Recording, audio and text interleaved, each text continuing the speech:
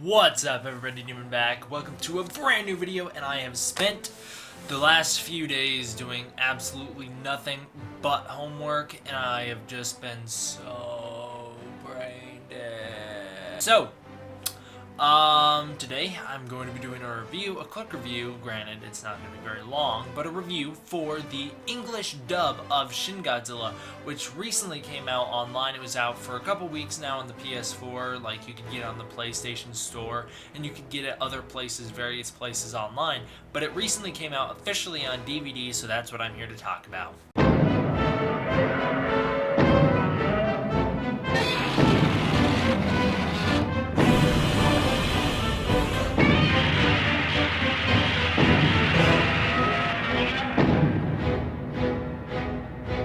If nothing else, I can say this movie got me back on the Shin Godzilla hype. I will be doing many more Shin Godzilla videos to come, and I know you guys really like those Shin Godzilla videos. Oftentimes on the channel I get people saying, why do you always talk about Legendary's Godzilla? That's all you talk about anymore. I don't know, because it's relevant, but now Shin Godzilla is sort of relevant again, so I want to talk about it again. Now, getting this right off the bat, clearly it does not look as good as my 4K. This is the 4K.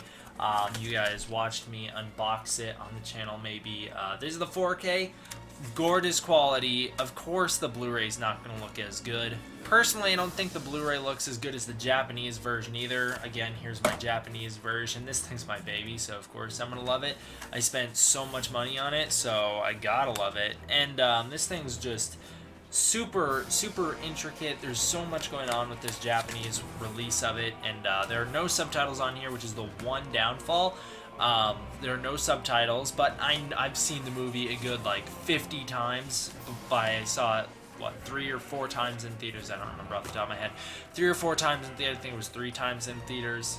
Then I got that HD rip that everyone had, and I inserted all those non-HD scenes that one dude put out, and I had the movie for months, and I watched it with the subtitles like a lot, like way more than I should have. Then I got my 4K from Japan, and I've watched that a couple times without the subtitles. I don't need them anymore. I don't need the subtitles anymore. That actually is one of my problems with the English version, is that I kind of had no use for it, but I still had to have it. I mean, the English version isn't bad or anything, the English Funimation's DVD release. It's not bad. I love the fact that it comes with a digital copy. It's got something really cool going on. So the case, first of all, just looks amazing. The case is really well done.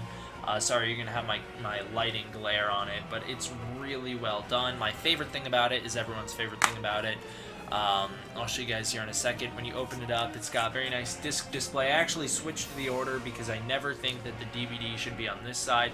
This is where the Blu-ray goes because I want to have quick access for it, and the ultraviolet code goes right here. That's where the stick is for it to be held in place by. So, of course, I put the DVD, which honestly has the cooler disc cover, here. Then the outside, of course, the case, and the coolest thing about it is that it's a reversible cover. So you have it, and you're like, I don't really want that cover. It's you know, they darkened it up. You can't see Godzilla's eye anymore. It doesn't look as good as I want. You know, it just kind of looks a little plain. So then you're like, okay, I'm gonna take it out. I'm gonna flip it, and then you got your Shin Godzilla, and it's really cool the way they flip the thing. I think this one's honestly a little cooler. Like this one is cooler when it's all spread out, but I think overall as a DVD cover, this is the better cover, especially because the back is really well handled. So I'm going to keep mine on the actual normal side, and then if I get a second version, if I get a second copy of the Blu-ray DVD set, I will flip it to the other case. And you might be like, well, why would you do that? I have multiple copies of every Godzilla movie, so I might do it. I don't know, I have the Japanese 4K, so I don't really need it. Now, funnily enough, I pre-ordered this months and months ago. Of course, it's rated R for some odd reason. Does it say so on the box? I never actually checked on the box if it says it's rated R. It's rated R on the website, but it's not actually, there's no rating on the box, so that's interesting. But it is rated R on the Funimation's website, so I ordered it months ago. I had to jump through all those hoops to get it. So got it a day early.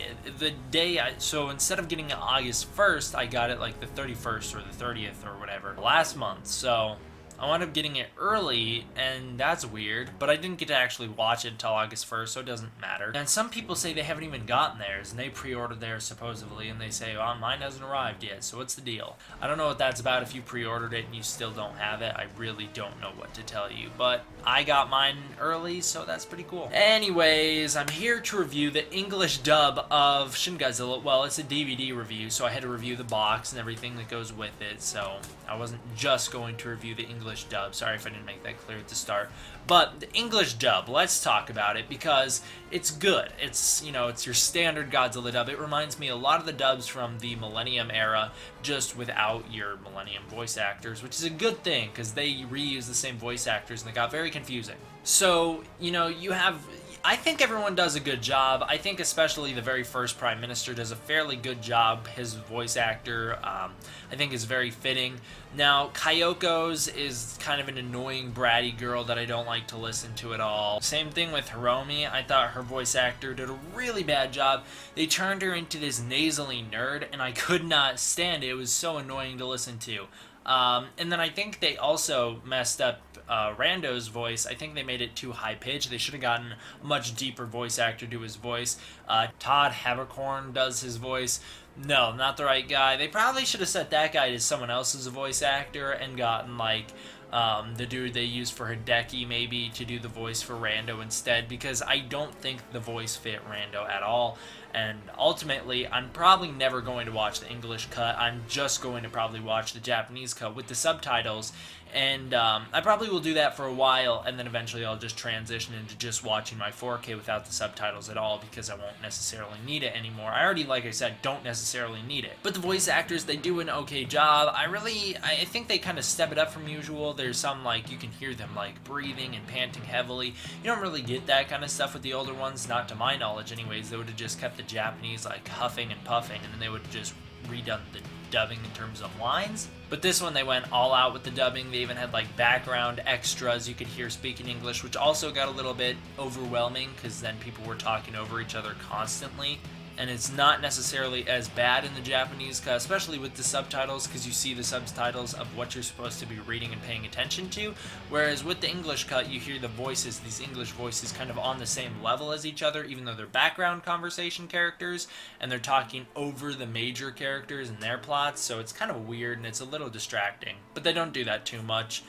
They don't mess around with anything else. There's no re-editing. There's no, there's some line changes. That's to be understandable. That they didn't stick with from the Japanese dub.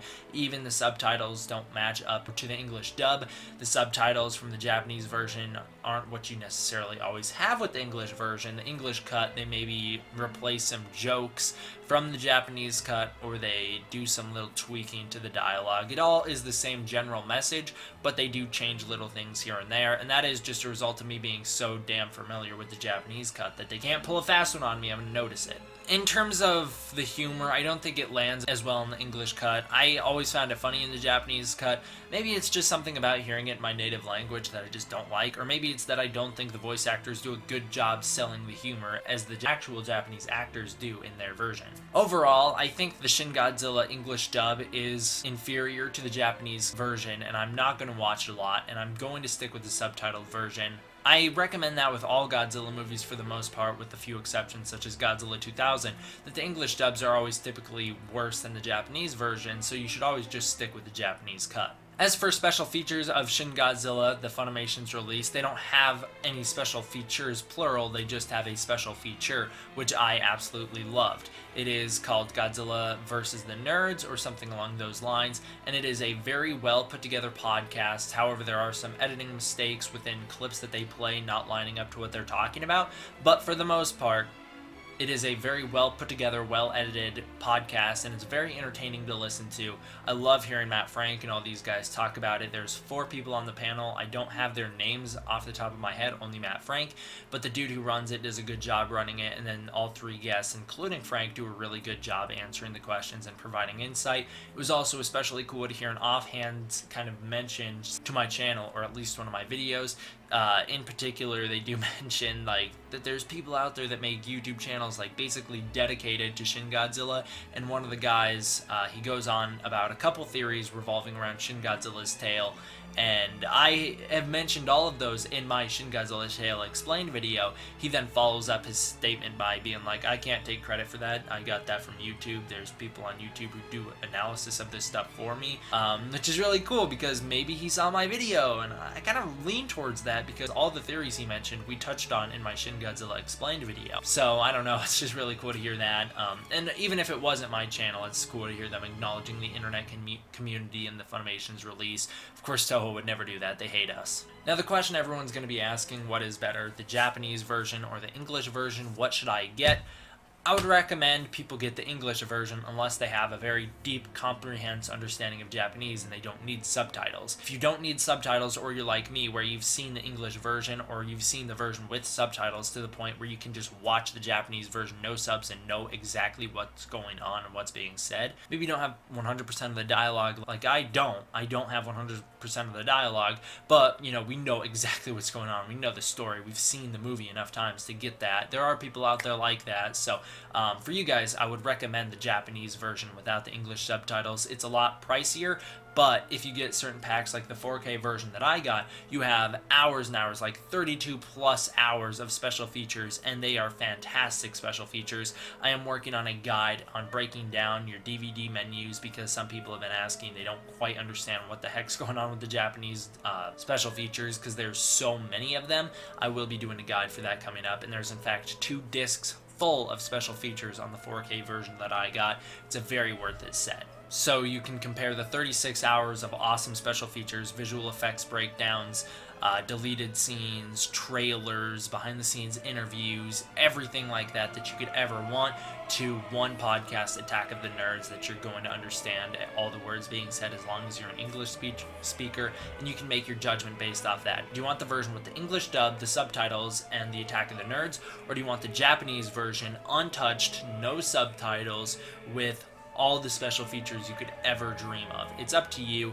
Of course, like I said, the Japanese version is a lot more pricey, so it's just one of your personal preferences. Or you could do what I do and buy them both. That's what I would absolutely recommend. If you're a hardcore fan or collector, definitely pick up both because it's totally worth it. Now, which one do I prefer? I do actually prefer my Japanese version, untouched, no subtitles. I would appreciate if there were subtitles on there. Probably going to watch the English version with subtitles a lot more than I'll actually wind up watching the Japanese untouched version for at least the next few years. But the Japanese version comes with so many goodies and extras that it's, I think, a lot more worth it than the English version. Now, the English version does have one thing over the Japanese version, and that's just not debatable, and that is that it comes with the Blu-ray. Of course, the Japanese comes with the Blu-ray and the 4K if you get the 4K set. This doesn't have a 4K version, sadly, otherwise I would have gotten it, but this comes with the Blu-ray, the DVD, which the Japanese version does not include a DVD, so this is definitely recommended for at least like people like me. I know I can't transfer Blu-ray onto my computer. I can only transfer DVD onto my computer. So for making videos, in order to get footage, I'm only going to be able to use DVD footage. So that really kind of messed my plans up when I got the 4K and Blu-ray because I have no way of transferring that footage onto my computer in order to make videos and edit with them. And this also comes with a digital HD release, an ultraviolet release, meaning you can watch it anywhere. You can watch it on your computer, on your smartphone. You can watch it literally anywhere you want as long as you can download the Ultraviolet app or the Flickster's video app. So that is totally recommended in my opinion. That is just, it's the best way to kind of put your movie on multiple platforms. You could rip the DVD, throw it on a computer drive, and then upload it to like Google Drive or something, but that's really, that's like going to the extreme just to get something you could get with an easy little slip code. So I would recommend the English version for that. That does it for my review of Shin Godzilla, guys. I will, of course, be doing a review of Shin Godzilla for Godzillathon coming up here in a couple weeks or months. If you guys are like, what's going on with Godzillathon anyways, while we're on the subject, I am saving it for the school year, so once the school year starts back up for me, I will be doing Godzillathons weekly again. But until then, I will be doing a review for Shin Godzilla whenever I get there with Godzillathon in a couple months, so you guys have that to look forward to, a retrospective, in-depth review of the movie, similar to the kind of review that I've already done for the movie, but, you know, this time with the added nostalgia, I guess. That does it for the review, guys. I hope you all enjoyed. See you guys next time. D-Man, out.